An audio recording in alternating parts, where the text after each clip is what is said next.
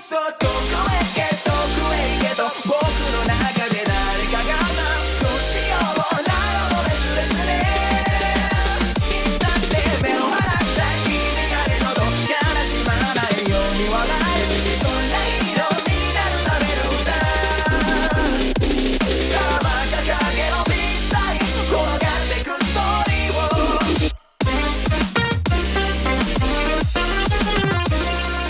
Hello everyone, welcome back to the channel, welcome back to XPKAGE, back to you guys with another video.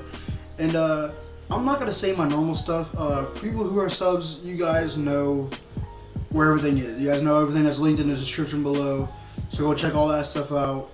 But this video I really wanted to be solely based on my thoughts and my honest review on Boruto Set 7. I did purchase the whole set on my PlayStation with my Cash App card. I only paid about $17 for the SD version. So, yeah, it wasn't that bad. I really enjoyed Set 7, I really did. And as of now that I'm recording this, because I just finished Set 7, and Boruto DVD, Blu-ray Set 7 is not out quite yet. It is still the 7th, but it's like 12 a.m. on the 7th. And Boruto, the Blu-ray and digital version of Boruto, the DVD set, or Set 7, does not release until October 13th. So, yeah. I'm sorry about that. But, my overall review and opinion, my thoughts. There was some filler in there, don't get me wrong, there was some filler, but I really enjoyed this set. The ending was emotional. Oh yeah, also, if you guys watch any further parts of this video, there's going to be spoilers, so if you guys don't want spoilers, I suggest you click off this video, wait until Boruto Set 7 comes out for free, or if you watch it on DVD, or watch it on digital, whatever you do, if you don't want spoiled, do not continue watching on further from this point. You have been warned.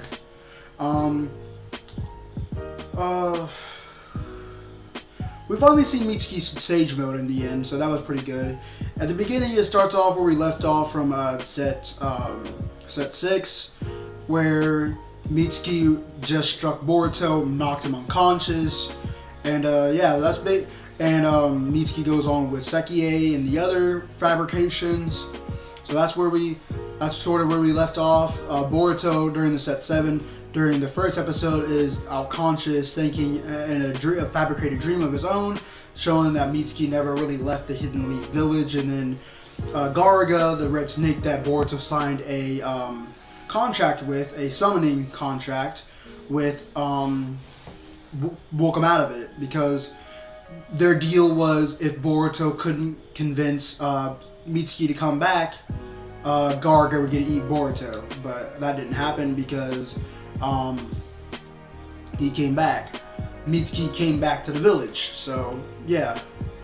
And I know you guys might be able to see my My Hero hat in the back over there. I was gonna wear it for this video, but I decided not to because, you know, my half bald head. But that's where we started off with, and it was all pretty good. I really did enjoy it. The part I didn't really enjoy that much, I thought was probably kind of boring, was a part where Onoki and Saki, I forget how to pronounce his name, he's a hidden stone shinobi, and Boruto are stuck in this training area. First it's Onoki and Boruto, and then it's Saki, I'm pretty sure his name is Saki, Boruto and Onoki, where they have to help, well, Boruto has to help Saki find his Heartstone in order to get out, because that place is sealed and trapped, and the only way to get out of it is if someone finds their Heartstone. Boruto didn't see the point of it. He said, what's the point of some stupid old rocks to pick it up and say it's your Heartstone? But it was more deeper than a Heartstone. Your Heartstone is not the appearance, it's the way you find it. You gotta overcome adversity, face your true self, you know, yada yada, stuff like that. And it was not that bad of a filler. It was a pretty good filler, but it was kind of boring, on the boring side. Then we got to when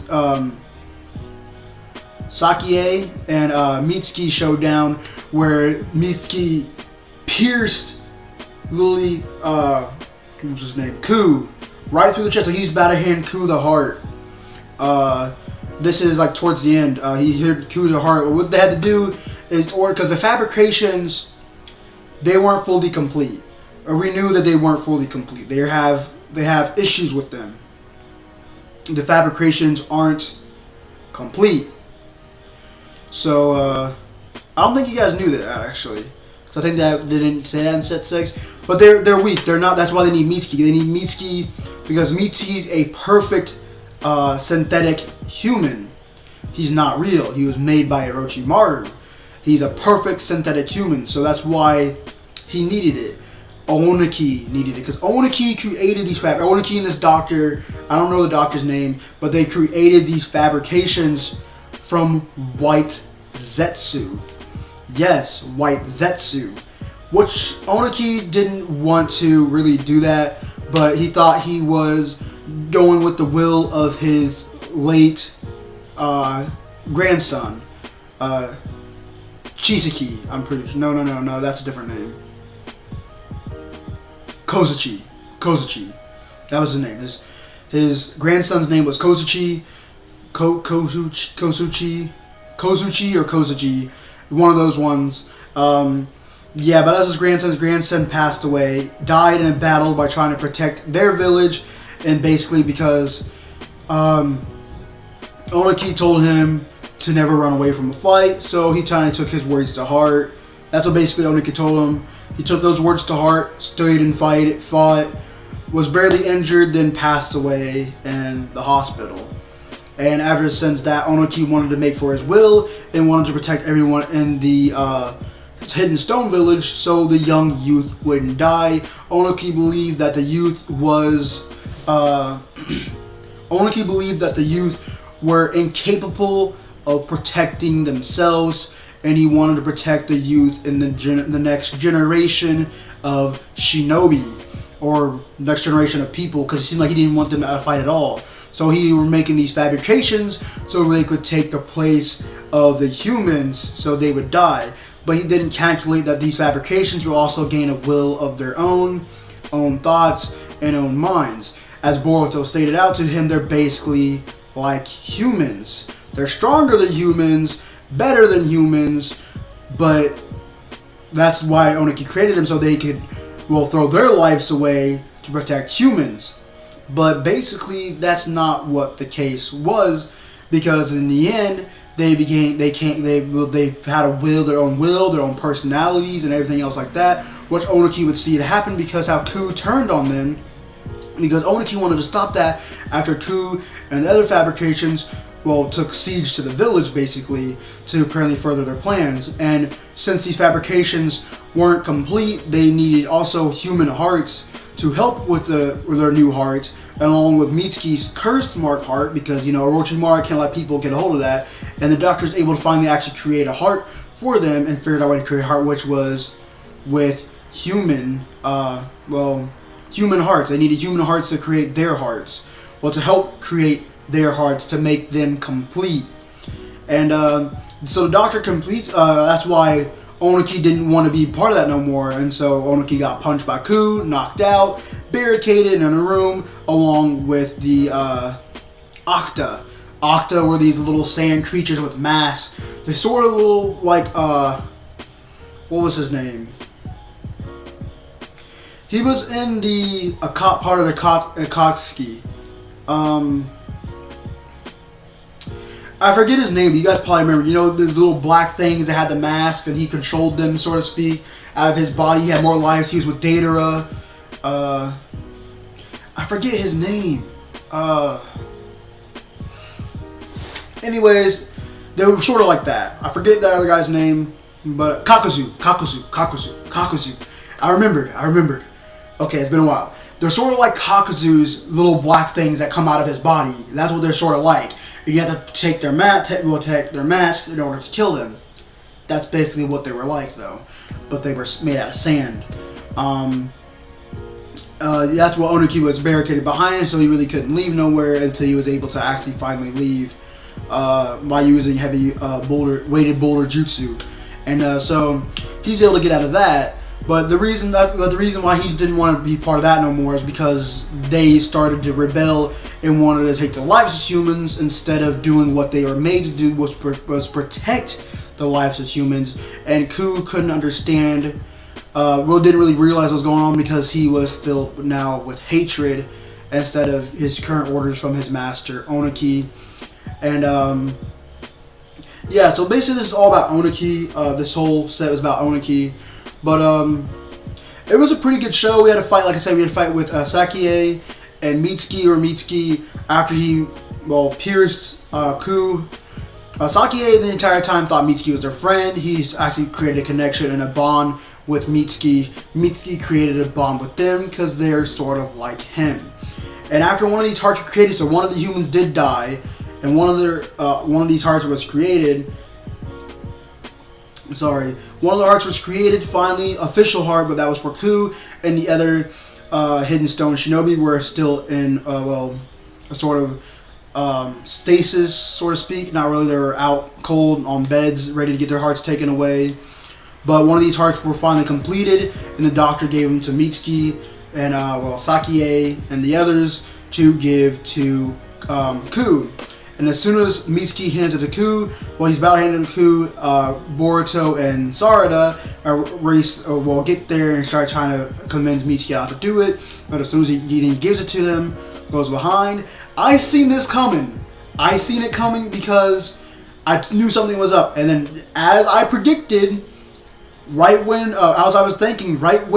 he gives the heart to Ku, he stabs Ku right through his heart should have been. If he had actually had one, but he didn't have one at the time. He just had it in his hand in this little jar thing. But stabs him right through the back with snake lightning, right through the back. And then Sakie really didn't appreciate that because those are his friends too, people he cares about. And he told Mitsuki before that people who fight for who they care for are inevitably stronger. And so Sakie and Mitsuki have a heartfelt battle because Mitsuki didn't want to fight him until Sakie did end up saying, you guys probably heard those beats, my window's open. But Sakie did say if he didn't do it, he didn't fight him. He said, how about I kill Boruto? And then Mitsuki had no choice but to go after Sakie because he wanted to protect Boruto. But that is... that was a very heartfelt, battle between these in speech, and Mitsuki and Sakie shared words in Mitsuki's final hour. Mitsuki said, we were friends. Sakie said, we were friends, weren't you? About to go for a knuckle bump. As soon as Mitsuki was about to knuckle bump him, his arm falls apart and he dies. So that was very sad and emotional right there. And then they go to their other fights where Mitsuki actually uses Sage mode against Ku until Ku cuts off his snake arms, and he reverts back to his previous state. And Ku will end up in the end having to fight Mitsuki, Sarada, Boruto, and Onoki.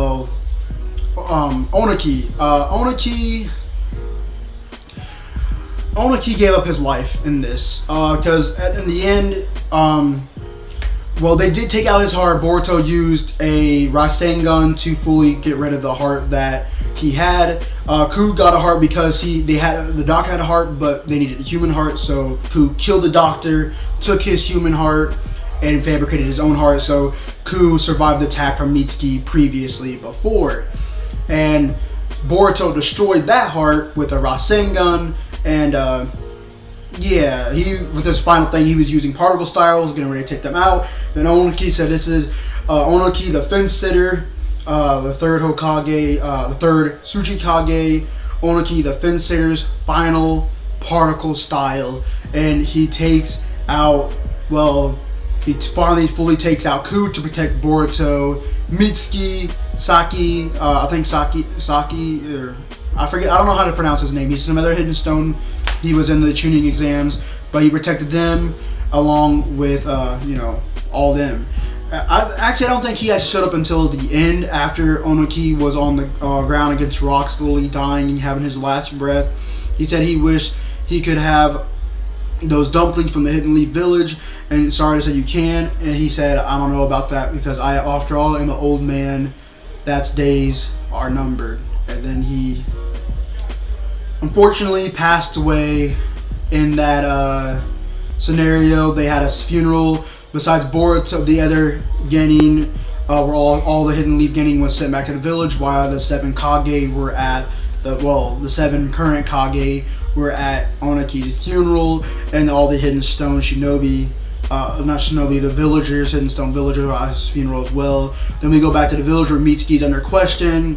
Boruto and Sarada were stripped from their rank of genin, and yeah, it was all very interesting. Like I said, they were stripped from their rank of genin, and they had to start all over. Mitsuki was still confronting his will, was getting ready to leave until Boruto shows up, and they wanted to, him to stay, so to speak. And I think they kind of convinced him to stay because I think Mitsuki was going to leave until what Boruto said to him, and then Sarada joined in as well. And then Konohamaru goes to Naruto.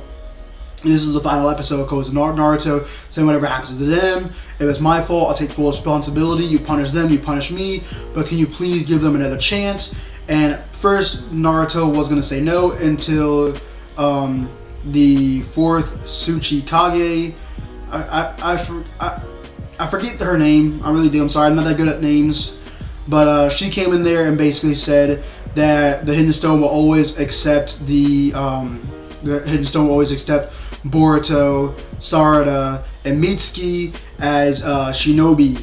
And she said thanks to Mitsuki and the others, it didn't escalate any further. Mitsuki's apparently plan, his whole reason for going there was to find out what they're doing, but also he was trying to find out his will at the same time, because he wanted to meet other fabrications, find out what his will is, and at the same time stop them. But after her going there, giving praise to Boruto, Sakura, I'm bad with names. Sakura and Sarada are sort of similar names, not really, but sorta. She gives Boruto and Sarada praise and says give them her gratitude. And then she said, I guess they follow your way, your ninja way. And Naruto says, if she puts it like that, I guess I have no choice, basically. And then you see at the end with Mitsuki, Sarada, and Boruto with their headbands back. So they're now still in the rank of genin, and they're about to head out to the next mission. I guess the next set, I watched the preview of it, so the next episode in set 8 will start off as Family Day. So it's basically where families spend together. I don't know, it's another filler episode, but I can't wait for set 8. I can't wait for the Boyhood arc. This was an all in all a good set. I enjoyed set 7. It was a good set. It wasn't as good as Boruto series would never be as good as Naruto, but I still really enjoy the Boruto series. I know I'm not the only one out there who enjoyed Boruto series. It is still unfortunate that it's not on television. Hopefully it will come back to television sooner or later. But anyways, hope you guys enjoyed my review and my thoughts. This was a very, very good set, and I hope you guys enjoyed. If you guys did, please smash that like button. If you're new, please subscribe. And join the ongoing army of the Plague Squad. Peace out, Plague Squad. XPKAGE out.